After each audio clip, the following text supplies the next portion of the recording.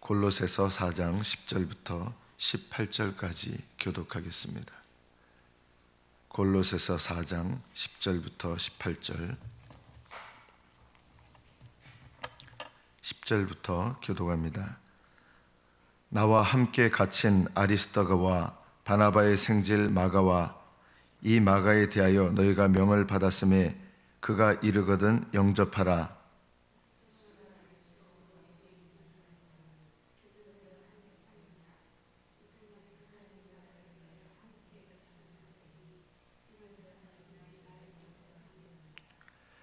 그리스도 예수의 종인 너희에게서 온 에바브라가 너희에게 문안하느니라. 그가 항상 너희를 위하여 애써 기도하여 너희로 하나님의 모든 뜻 가운데서 완전하고 확신 있게 서기를 구하나니,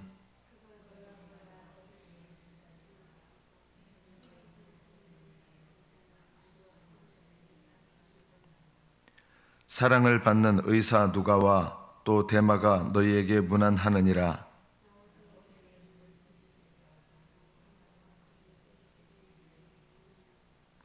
이 편지를 너희에게서 읽은 후에 라오디게아인의 교회에서도 읽게 하고 또 라오디게아로부터 오는 편지를 너희도 읽으라.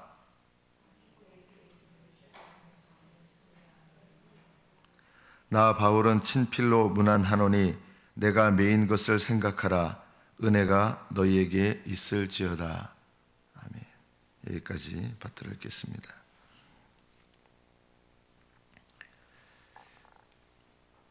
바나바의 생질 마가, 생질이란 말은 이제 조카라는 뜻이죠. 이 마가는 어떻게 보면 바나바와 바울이 결별하게 되는 원인이 되는 사람이기도 했습니다.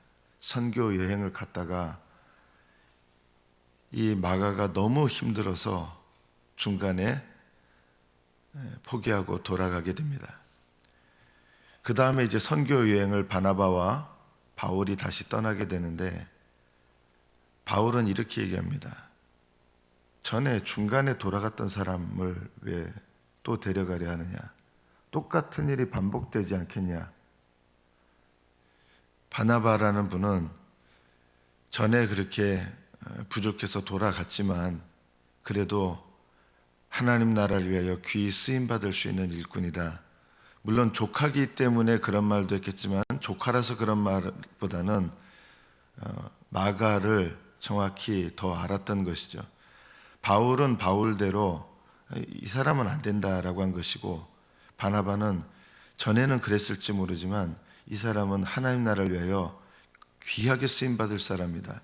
이것 때문에 두 사람이 결별하고 각자 다른 선교지를 향해서 나뉘어 가게 됩니다.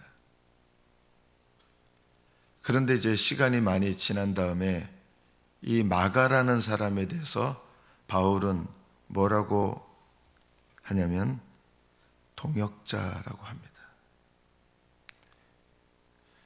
인간적으로 보면 마가 입장에서 보면 바울에 대해서 서운할 수 있잖아요. 자기에 대해서 이렇게 좀 좋지 않게 평가를 내리고, 그리고 자기 때문에 바나바와 바울이 어떻게 보면 가장 위대한 사도들인데, 신약시대에 이 사도들이 자기로 말미암아 이렇게 불편하게 되고, 그런 바울에 대해서 좀 불편한 감정을 느낄 수 있지 않았을까요? 그러나 그런 생각을 하지 않았습니다. 바울도 역시 이전에는 이 마가 때문에 바나바와 결별하게 되는 원인이 되게 됐어요. 성경에서는 두 사람이 크게 싸웠다 그랬습니다. 안 그럴 것 같죠? 바나바와 바울이 크게 다퉜습니다. 마가 때문에. 그러나 나중에 바울은 마가는 자신을 위해서도 큰 동역자다, 이렇게 마가를 인정하게 됩니다. 이 마가를 통해서 우리가 배울 수 있는 것은, 처음에 초반에 좀 부족해도 하나님께서 쓰시는 사람들이 있어요. 초반에 좀 부족해도, 실수가 있었어도. 바울은 또 마가는 이전의 기억들에 매여가지고 그 기억들에 매여서 더 이상 못 나가는 사람들이 아니라 하나님 나라를 위하여 사니까 이런 인간적인, 어떻게 보면 요즘 세상 말로 말하면 감정이 남아있을 수 있잖아요. 이런 감정들을 하나님 나라를 위하여 사는 사람들은요, 내려놓는 거예요. 우리는 이런 감정을 해소를 하지 못하고 계속 끝까지 가죠. 그러나 마가도 그렇고 바울도 그렇고 또 바울과 바나바도 결국에는 서로 하나님 나라를 위하여 귀하게 쓰임받는 일꾼으로 늘 서로 존중하고 이런 모습이 되었습니다. 이 마가는 나중에 마가복음을 쓰는 복음서의 저자가 바로 마가입니다. 우리는 이런 것을 통해서 하나님은 하나님께 소망을 두고 있으면 부족해도 하나님은 그 사람을 회복시키셔서 쓰신다. 우리가 이것을 염두에 둘 필요가 있습니다. 오늘 또 하나 기억할 만한 단어가 이제 할레파라는 단어가 나옵니다. 11절에 보면 유수도라 하는 예수도 너희에게 문안하느니라. 그들은 할레파이나라는 말은 바울 사도와 견해가 다르다는 뜻입니다. 바울은 할레파가 아닙니다. 할레파가 뭐냐면 율법주의자들과 전혀 다른 사람들입니다. 할레파는 누구냐면 유대인들인데, 이 유대인들 중에 예수님을 믿고 나서 이런 생각을 갖죠. 유대인들 중에서 이제 예수님을 믿은 사람들 중에 우리는 조상들에게 하나님께서 주셨던 약속을 예수님을 통해서 이루셨기 때문에 그 조상들에게 주신 약속의 증표가 뭡니까? 유대인들에게는요, 할례죠. 그래서 우리 민족에게 주셨던 이 하나님의 약속이 이루어졌다는 증표로서 예수님을 믿는 우리 유대인들은 할례를 받아야 된다. 아기가 태어날 수 있잖아요. 그러면 이 아이들에게, 조상들에게 하나님이 주셨던 이 중요한 약속의 증표인 할례를 자녀들에게 시행해야 마땅하다. 이렇게 가르친 거예요. 이것은 율법주의하고는 좀 다른 거예요. 완전히 다른 거예요. 복음을 그대로 인정하면서 조상들에게 주신 약속의 증표인 할례를 유대인들로서 자녀들에게 주는 것이, 할례를 베푸는 것이 마땅하다. 어떤 사람들은 이제 할례는 의미가 없어졌다. 할례를 받아야 될 이유가 없다. 이렇게 생각하는 사람도 있는 거예요. 바울과 같은 경우는 유대인이나 비유대인이나 이제는 할례는 의미가 없다라고 하는 사람이 바울이에요. 그러나 할례파는 오직 예수 그리스도를 믿음으로 구원을 받지만, 그러나 조상들에게 주신 약속의 증표인 이 할례를 우리의 자녀들에게 베푸는 것이 마땅하다라고 주장한 사람들이 할례파입니다. 그래서 이 부분에 있어서는 바울과 견해가 다르죠. 그러나 바울은 어떻게 이야기합니까? 이들만은 하나님의 나라를 위하여 함께 역사하는 자들이다. 할례파들이라고 해서 나는 이 사람들하고 일 못한다 이렇게 한 게 아니라, 할례파지만 이런 견해 차이에도 불구하고 이들 중에 하나님 나라를 위하여 진심으로 역사하는 자들, 일하는 자들이 있었던 거예요. 그래서 바울은 이들을 향해서 동역자들이다. 나의 너무 귀한 동역자들이다. 그리고 이들의 수고를 통해서, 이들의 수고가 나에게 위로가 되었습니다. 하나님께서 이들을 통해서 놀랍도록 일하시는 모습을 보면서 그게 너무 감격이 되고 너무 감사한 거예요. 우리는 조그만한 일에 견해 차이가 있으면 그것 때문에 같이 일하지 못하는 것이 많잖아요. 하나님 나라를 위하여 일한다고 하는데 요만한 견해 차 때문에 서로 불화하게 되고, 그것 때문에 당신하고 나하고는 함께 할 수 없다, 이런 생각을 가지고 갈라서는 경우도 참 많습니다. 우리는 하나님의 나라를 위하여 일하는 자들인가, 이것을 생각한다 그러면 우리는 지엽적인 부분이 있습니다. 본질적인, 신앙의 본질적인 부분이 있어요. 오직 예수 그리스도를 믿음으로 구원받는 것, 이거는 본질적인 부분이잖아요. 만약에 율법을 지켜야 구원받는다, 이런 사람들하고는 함께 할 수가 없습니다. 이거는 본질적인 차이입니다. 그러나 본질적이지 않은 차이들이 있습니다. 예를 들면 이런 것이죠.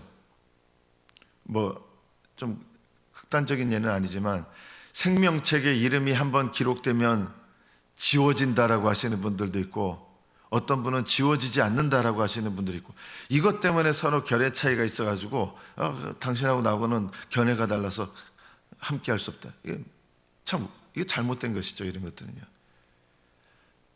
예정에 대해서도 장로교에서는 이중 예정입니다. 좀 말이 어렵지만 하나님께서 창세전에 구원받을 자도 택정하시고 멸망받을 자도 택정하셨다. 이게 이중 예정입니다.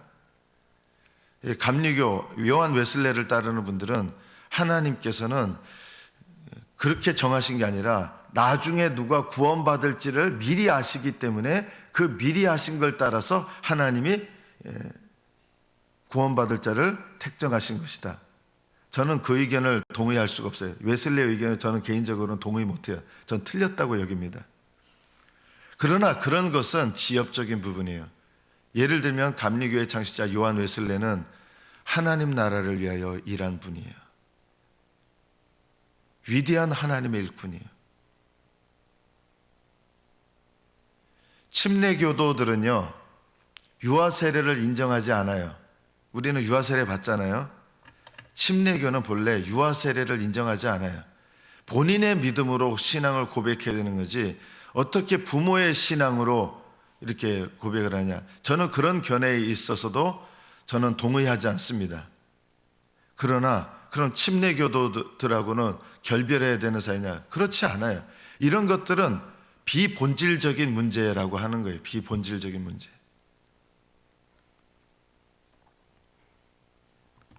어떤 분들은 이런 얘기를 하시는 분들이 있죠. 천주교는 다 이단이고 천주교에 속한 사람은 다 지옥 간다. 저는 그렇게 생각하지 않습니다. 교리적으로 어느 정도 잘못된 것을 가지고 있는 것이 있음에도 불구하고 천주교에서도 신실한 신앙을 가지신 분들이 분명히 있습니다. 그분들은 저는 하나님 나라에 간다. 그럼 개신교는 다 하늘나라냐? 또 그것도 역시 아닙니다. 정말 신앙의 본질적인 게 뭡니까? 아무리 옳은 교리를 갖고 있어도 정말 주님을 따르는가? 이거는 본질적인 것이죠. 아무리 많은 교리를 알고 있어도 예수님을 따르지 않는다. 그것은 잘못된 신앙 아니겠습니까? 저는 예전에 그 노벨상을 받으셨던 테레사 수녀, 캐톨릭 신자잖아요. 캐톨릭 신자니까 이분은 천국에 갔을 리가 없다. 저는 천국에 가 있을 거라고 생각하고 확신합니다. 이런 것들은 우리가 비본질적인 것 때문에 다른 사람의 신앙과 너무 결별하는 것들이 많다. 저는 개인적으로는 칼빈 선생님이 얘기하셨던 이런 것에 대해서 교리적으로 많이 따릅니다. 당연히요. 장로교 목사니까 그렇겠죠. 그리고 저는 웨스터민스터 신앙고백, 우리 교단의 교리입니다. 웨스터민스터 신앙고백, 저는 100% 저는 옳다고 여기는 사람입니다. 100%. 그럼에도 불구하고 이 웨스터민스터 신앙고백과는 비본질적인 부분에서 좀 차이가 있는 분들, 그분들하고도 연합할 수 있어야죠. 참 신앙을 가지고 있다면. 사도 바울은 12절에서 그리스도 예수의 종인 너희에게서 온 에바브라에 대해서 이야기를 합니다. 그는 여러분들을 위하여 애써 기도하는 사람입니다. 주의 일꾼들에게 가장 중요한 신앙의 모습 중에 하나가 애써 기도하는 것입니다. 이것은 주의 일꾼에게 가장 중요한, 그 사람이 주님의 일꾼이냐를 알아보는 제일 첫 번째 중에 하나는 그 사람이 애써 기도하는 사람인가. 만약에 목사가 누군가에게 중요한 일을 뭔가 맡긴다고 할 때 사실은 성도들이 그 사람이 얼마나 사회적으로 일 잘하고 성공하고 이런 것보다 저는 사실 제일 중요하게 여기는 첫 번째가 이겁니다. 애써 기도하는 사람인가. 애써 기도하는 사람은 처음에 잘 못해도 결국 하나님께서 이렇게 준비시키시고 채우셔서 쓰시더라고요. 그런데 애써 기도하지 않는 사람은요, 잘하는 것 같아도 결국은 문제를 일으키고 결국은 교회를 어렵게 하는 사람이 된다. 그래서 애써 기도하는 사람인가, 이것이 제일 중요합니다. 뭘 기도했습니까? 여러분으로 하여금 하나님의 모든 뜻 가운데서 완전하고 확신 있게 서기를 구했습니다. 이것이 에바브라가 애써 기도하는 기도의 제목이었습니다. 하나님의 모든 뜻, 그냥 일부분이 아니라 뭐 거듭났으면 됐다 이게 아니라, 거듭났으면 하나님의 모든 기뻐하시는 뜻에 순종하고 그 뜻을 따라 사는 사람이 될 수 있도록 그걸 위해서 기도하는 사람이었다. 애써 기도하는 사람이었다. 그래서 이런 분은 애써 기도하지만 권면도 잘합니다. 성도들에게. 왜냐하면 하나님의 모든 뜻 가운데서 성도들이 서기를 바라는 주의 종들은요, 성도들이 모든 뜻 가운데 서도록 애써 기도도 하지만 열심히 권면도 하고 사랑도 하고 이렇게 돼 있어요. 이게 저도 본받아야 될 모습인 거죠. 이게요.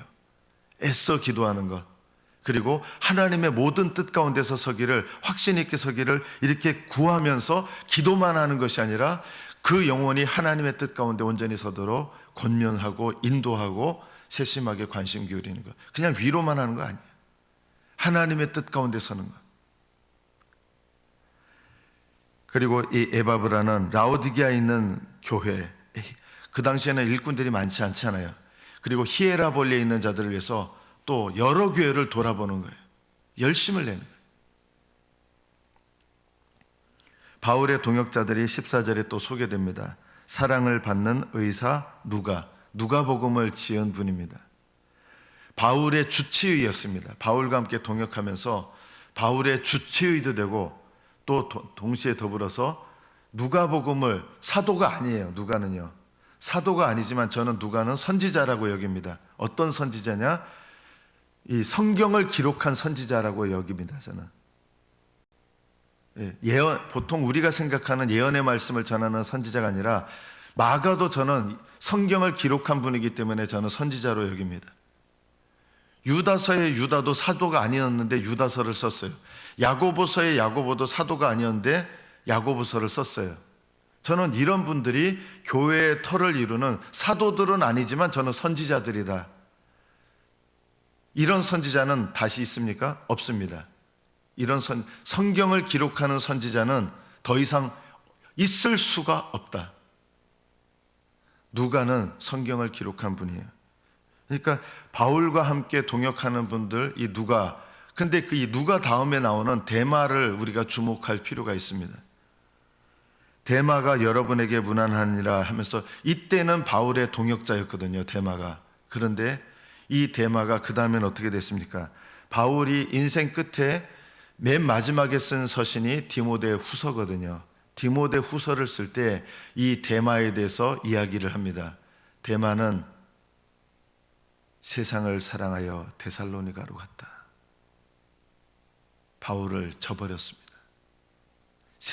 세상을 사랑해서 데살로니가로 갔다.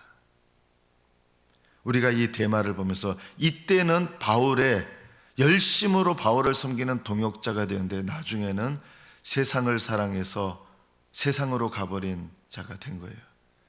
우리가 그래서 하나님의 일꾼이, 지금 하나님의 일꾼인데 끝까지 하나님의 일꾼이어야 됩니다. 끝까지. 이것이 우리 신앙생활에 얼마나 중요합니까?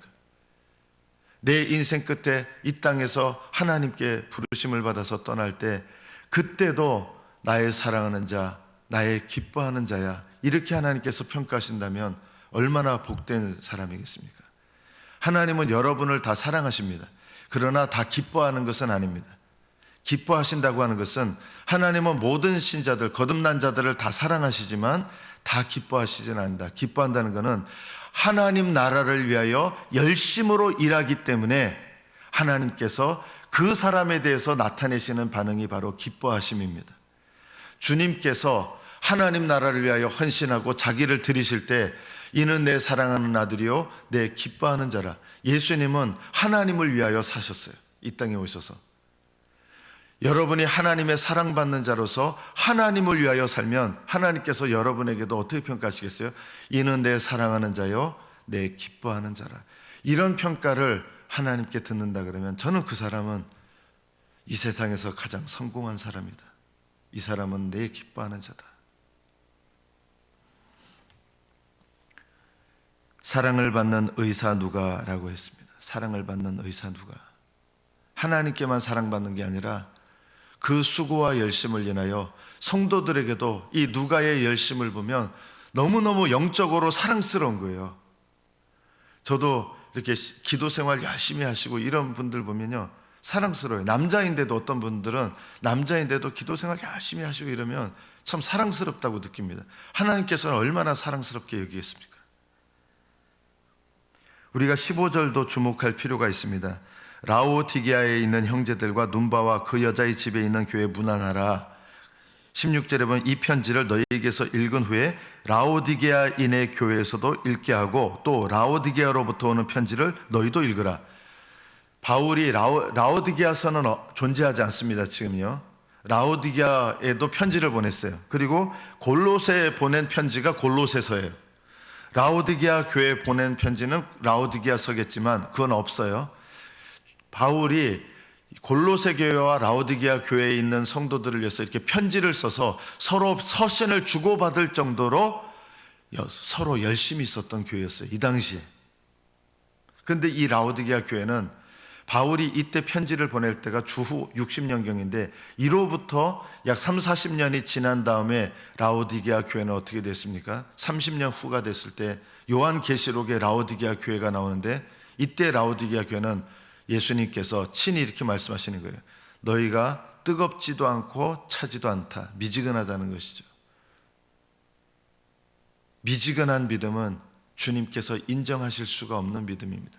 근데 교회 전체가 이 당시 바울이 편지를 보낼 때는 서로 은혜를 주고받고 영적인 사귐을 갖는 이런 영적인 열심과 은혜가 충만한 교회인데 나중에는 영적인 부자가 됐어요. 좋은 뜻이 아니라 나쁜 뜻. 태만해져서 가난한 심령을 잃어버렸어요. 은혜를 사모하는 마음을 잃어버렸어요. 그래서 간절하게 은혜를 구하는 기도 생활과 이런 것에 무디어지고 외적으로는 신앙생활을 하는 것 같은데 그 믿음은 미지근한 믿음이 돼서 차지도 않고 덥지도 않은 그런 신앙의 교회가 되어버렸습니다. 교회도 바뀔 수가 있는 겁니다. 이렇게 영적인 열심과 교제가 있었던 교회가 나중에는 하나님을 사모하는 마음을 잃어버리고 무디어져 버린 미지근한 교회가 되었습니다. 우리가 라오디게아 교회를 통해서 내 신앙도 돌아볼 필요가 있다. 여러분은 어떤 분과 친밀한 교제를 나누십니까? 저는요, 모든 사람에게 친절하셔야 되고 모든 사람들에게 여러분 은혜를 베풀어야 됩니다. 그러나 모든 사람과 친밀한 교제를 나눠야 되는 것은 아닙니다. 여러분이 누구와 친밀한 교제를 나눠야 되느냐? 하나님을 사랑하고 하나님 나라를 위하여 기쁘게 헌신하는 사람과 친밀한 교제를 나눠야 됩니다. 여러분이 친밀한 교제를 나누는 사람이 누군가를 보면 여러분의 믿음이 나오는 거예요.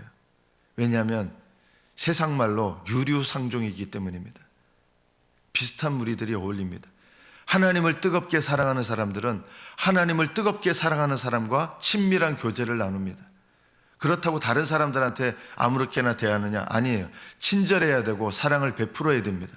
그러나 영적으로 친밀한 교제를 나누는 사람은 하나님 나라를 위하여 살고 주님을 위하여 살고 에바브라처럼 애써 기도하는 사람, 이런 사람과 함께 영적인 교제를 나눠야 함께 뜨거운 영적인 온도를 유지하게 됩니다. 미지근한 사람과 친밀하게 되면 미지근해집니다. 그 사람이 나를 따라서 이렇게 올라오는 게 아니라 내가 미지근한 사람과 친밀한 교제를 나눈다는 것은 하향평준화가 된다는 것을 아셔야 됩니다. 부모들이 가끔 야 누구하고 놀지 마. 대부분 육신적인 것들이 많잖아요. 그런 거 말고 정말 부족해도 애써 함께 기도하고 하나님을 위하여 살려고 애쓰는 사람, 이런 사람들, 이런 열정을 가진 사람과 함께 영적인 교류를 나누면 서로 불이 붙어서 더 뜨겁게 하나님 앞에 불 붙어서 하나님을 사랑하고 섬기게 됩니다. 여러분이 함께 역사하는 자들, 일하는 자들, 하나님 나라를 위하여 애써 기도하며 오직 주님의 이름을 위하여 함께 수고하는 이런 이들과 함께 신령한 교제를 나누시면서 여러분의 믿음이 지금은 뜨거웠지만 나중에 식어버리는 그런 믿음이 아니라 끝까지 주님께서 부르시는 그날까지 믿음이 더하고 은혜가 더하고 여러분의 뜨거움이 더하는 복된 믿음이 되시기를 축복합니다. 기도하겠습니다.